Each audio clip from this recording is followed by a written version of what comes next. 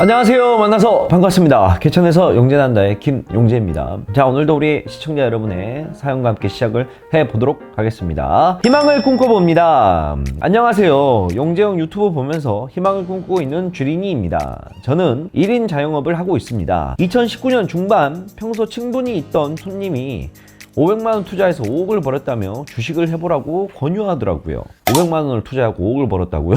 와, 100배인데? 100배를 벌었는데? 2019년 때 가능은 했겠지. 근데 가능한 거 치고도 너무 많이 본 거지. 하기사 뭐 그때는 뭐 미친듯이 종목들이 날아갔으니까, 예를 들어서 운 좋게 뭐 백신 관련된 거 진단키트 하나 잡았더라도, 하다못해 뭐 CG만 잡았더라도 뭐 괜찮았을 테니까 뭐. 그 당시 저는 주식은 위험한 거라 생각해서 할 생각조차 안 하고 살았습니다.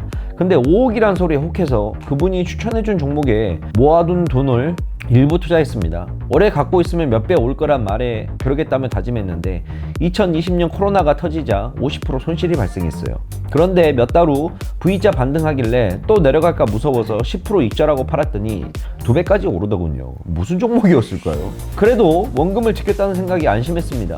근데 자꾸 오르는 지수를 보니 참고 참다가 욕심이 생겨서 유튜브에서 추천해주는 종목에 제가 가진 돈 전부와 대출을 받아서 올인했습니다. 공부도 하지 않고 말이죠. 아하. 그때 지수가 3200이었어요. 당연히 그대로 물려서 지금은 마이너스 60%입니다. 중간에 손절할까도 생각했지만 주가는 장기간 우상향할 거라는 기대에 여기까지 왔네요. 대출 이자 부담에 투잡 뛰면서 조금씩 갖고 있고요. 마음을 둘 곳이 없어서 용재형 방송을 찾았고 방송을 보면서 위로를 받았어요. 용재형은 본받을 점이 많았어요. 수익금 기부도 하시고 검색기도 무료로 주시고 너무 감사합니다. 저는 어머니와 둘이 살고 있는데요. 어머니께서 몸이 안 좋으신데 병원비 벌자는 생각에 자신 있게 시작했었는데 저의 잘못된 투자로 어머니께서 오히려 걱정하십니다. 참 미련한 아들이지요. 코로나로 인해 경기 둔화로 인해 투잡을 뛰고 있어 몸은 힘들지만 그동안의 무능함에 반성과 희망을 동시에 갖고 매일 주식창을 보고 있습니다. 더 떨어질 수도 있다 하고 여기가 바닥이니 적극 매수하라고 말하는 이도 있는데 지금은 용재형 방송 보면 다시 희망을 꿈꾸고 있습니다. 용재형 다시 희망을 꿈꿔도 되겠죠. 그 판도라의 상자 알지? 판도라의 상자에서 판도라의 상자를 절대 열지 말라 그랬단 말이에요. 그 판도라의 상자에는 정말 많은 것들이 들어있기 때문에, 안 좋은 것들이 들어있어서. 근데 판도라의 상자가 열렸었어. 그 판도라의 상자를 열고 나서 누가 열었지? 판도라의 상자를 누가 열었는데, 아무튼 열었다가 판도라의 상자를 이렇게 열자마자 질병, 뭐 바이러스 이렇게 다 날아가 버렸단 말이야. 그래갖고 얘가 놀래가지고 다급하게 뚜껑을 하나 딱 닫았어. 근데 그 뚜껑 딱 닫으면서 하나 있었던 게 뭔 줄 알아? 희망이라는 거였었어. 그 판도라의 상자에 마지막에 담겨있는 게 희망. 그 판도라의 상자가 그랬던 것처럼, 그래서 우리는 희망이라는 걸 갖고 살아. 야, 오늘보다 다른 내일이 있겠지. 우리가 이 대한민국에 살고 있는 수많은 사람들이 이 하루를 버티면서 왜 살아가겠어? 아, 나는 돈을 모아서 장가를 가야지, 시집을 가야지, 그래서 사랑하는 사람과 아기들을 놓고 살아가야 되겠지, 또는 좋은 대학에 가야 되겠지. 내가 목표로 하는 무언가가 있기 때문에 사람들은 그걸 보고 하루하루를 살아가고 있단 말이야. 그 가는 길에 있어서 탄탄대로만 있을 수는 없어.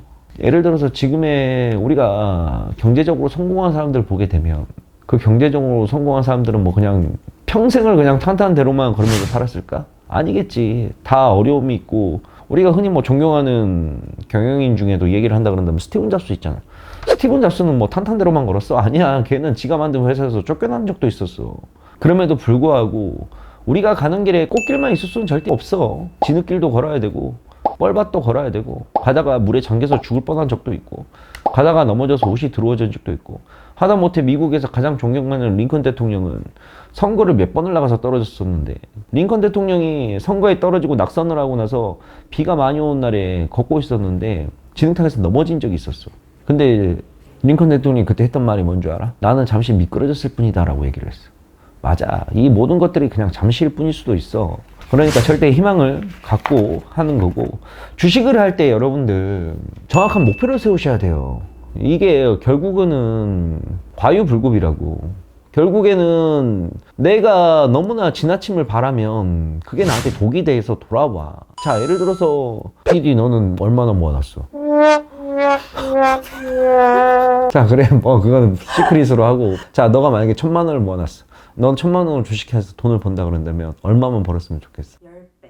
10배? 10배로 벌었다 치자. 1000만원으로 10배를 벌면 얼마야? 1억을 버는 거네? 다시 인생 계획 세워. 10배가 된다는 것부터가 구체적이지가 않아. 주식으로 1000만원으로 10배를 막, 이것부터가 구체적이지가 않다니까. 그게 뭐 쉬운 일인지 아니야?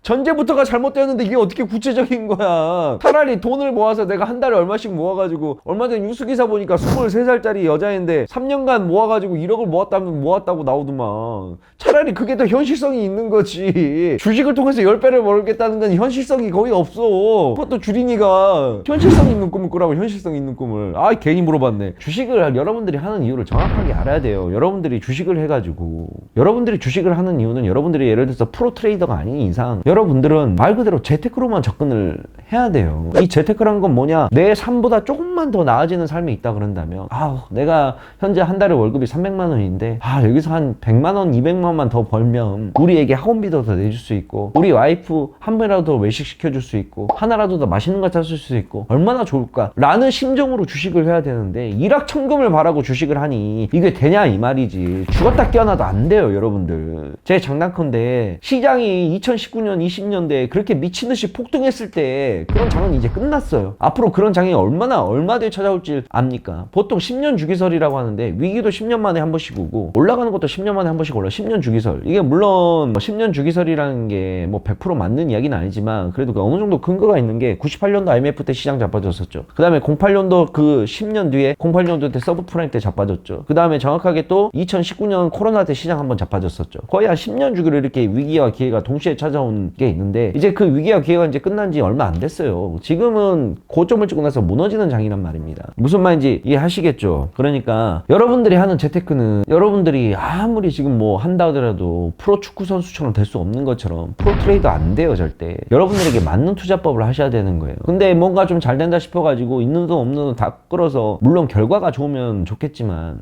항상 보게 되면 결과가 그렇게 썩 좋지를 못한다는 얘기입니다. 아시겠죠? 그러니까 여러분들이 지금 쏟아붓고 있는 그 돈들은 여러분들이 피땀 흘려서 모은 돈이에요. 여러분들이 삶을 살면서 피땀 흘려서 모은 돈이에요. 근데 그 모은 돈을 일확천금을 바라고 베팅을 한다? 차라리 강원랜드 가가지고 바카라를 하시는 게 더 빠를 수도 있어요. 차라리 그건 50대 50 확률이라도 나오지. 자, 이거랑 똑같다고 생각을 하시면 돼요. 자, 주식은 계속 하면 할수록 확률이 떨어지고 할 수밖에 없는 게, 자, 여러분들이 홀짝이 승부를 해야 돼. 예전에도 내가 한번 얘기를 했지만 단 한 번에 승부를 해. 그러면 50대 50%지. 잃을 확률 50%, 딸 확률 50%. 자, 근데 5번을 해야 돼. 5번을 하게 되면 이 50대 50 확률이 어떻게 되겠어? 점점 더 떨어지겠지. 5번 다 이길 확률이 한 번이라도 질 확률보다 낮겠어, 높겠어? 그래서 매매는 하면 할수록 계속 승률이 떨어지는 게 당연한 거야. 그러면 이 승률이 떨어지는 게 당연한 건데, 이 승률이 떨어지는 부분을 무엇으로 커버치냐 이거지. 결국은 그거는 프로 트레이더는 이 떨어지는 확률을 리스크 관리로 막아낸단 말이야. 쉽게 얘기를 해보자. 내가 처음에는 승률이 어떻다 그랬어? 승률이 높다 그랬지. 예를 들어서 우리가 홀짝 게임을 하는데 내가 승률이 어때? 50대 50이잖아. 근데 하면 할수록 승률이 계속 떨어진다 그랬지. 왜? 횟수가 많아지니까. 그러면 초반에 내가 먹었던 돈들을 어떻게 하나 되겠어? 그럼 그게 일단 기본적인 리스크 관리지. 내가 주식을 처음에 시작을 했어. 시장 상승이 좋았어. 3천만 원을 벌었어. 옳았구나. 이 3천만 원 다 투자해서 계속 투자금 늘려가야 돼? 아니지. 내가 예를 들어서 3천만 원을 시작했고 3천만 원을 벌었어, 대지 상승 때. 그럼 3천만 원 따로 빼놔. 3천만 원 갖고만 하는 거야. 이거 잃었다? 안 해야지. 이거 잃었으니까 원금 다시 해갖고 집어넣어야지. 3천만 원으로 3천만 원을 벌었다가 3천만 원이 다 깎아있다는 건 뭐야? 결국에는 원점이란 소리야. 그건 매매를 잘한다는 거야, 못한다는 거야? 그건 못한다는 거야. 그럼 인정을 하고 안 해야 돼.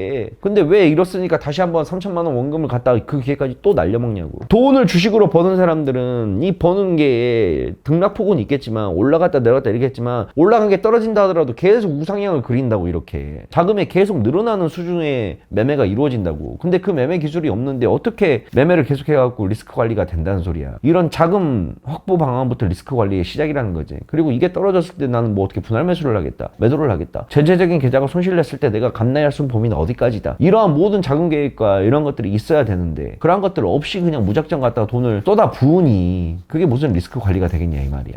근데 개인 투자자들은 그래서 매매를 자주 하지 말라 그래. 차라리 그냥 좋은 종목 잡아서 여윳돈 생길 때마다 조금씩 적금 넣는다 생각을 하고 그렇게 매매를 해야 그나마 수익을 유지를 할 수가 있는 거라니까. 이게 무슨 말인지 우리 시청자분들 이해하시겠죠? 하면 됩니다. 하면 되는데 여러분들이 주식을 하는 거는 주식을 재테크 수단으로만 봐야지, 여러분께서 진짜 목숨 걸고 있는 돈 없는 돈 다 끌어서 하면 주객이 전도가 되기 때문에 어떠한 일이 있어도 항상 내가 이 종목을 왜 사야 되는지부터 다시 생각을 하고, 이 돈의 자금 출처가 정확하게 어딘 건지, 내가 이걸 잃어도 내 생활에 지장이 있는지 없는지, 내가 어느 정도까지 감내할 수가 있는지, 항상 그런 자금 계획을 정확하게 짜놓고 시작을 하셔야 돼요. 아시겠죠, 우리 시청자 여러분들? 자, 아무튼 우리 시청자분도 저보다 뭐 동생이라고 하니까 형이 얘기해 주는 건데, 한 번 실수는 한 번으로 좋게 해. 특히 돈과 관련된 것들은 한 번 실수는 한 번으로 좋게 해야 돼. 이게 다시 한번 또 되풀이 된다? 그러면 다시 일어나는데 엄청난 시간과 엄청난 노력을 필요로 해. 어머니랑 둘이 살고 있으니까 이제부터라도 한 번 실수해 봤으니, 실수는 누구나 다 할 수 있어. 형도 맨날 실수하고 살아. 근데 실수를 통해서 배우는 게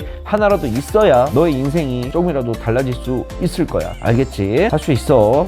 안녕하세요 시청자 여러분들, 개천에서 용재하는데 김용재입니다. 주식 컨텐츠 찍을 게 진짜 힘들어요. 없어요 별로. 아시는 분들은 아시겠지만 주식으로 컨텐츠 찍기가 정말 어렵습니다. 그래서 나름 머리를 굴려서 만든 컨텐츠가 주식 상담소라는 컨텐츠였는데, 주식 컨텐츠가 오늘로써 100회를 맞이를 했습니다.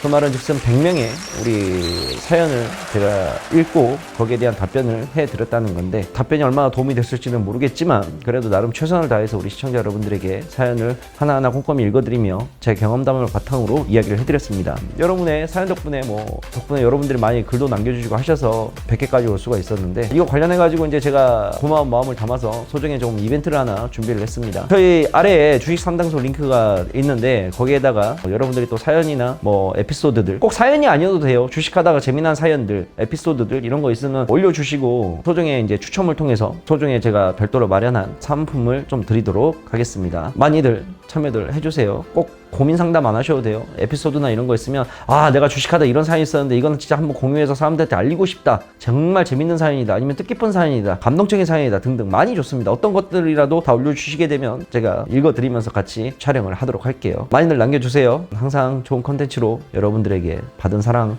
돌려드리도록 하겠습니다. 감사합니다. 사연 시청은 아래에 링크를 통해서 남겨주시면 됩니다. 감사합니다.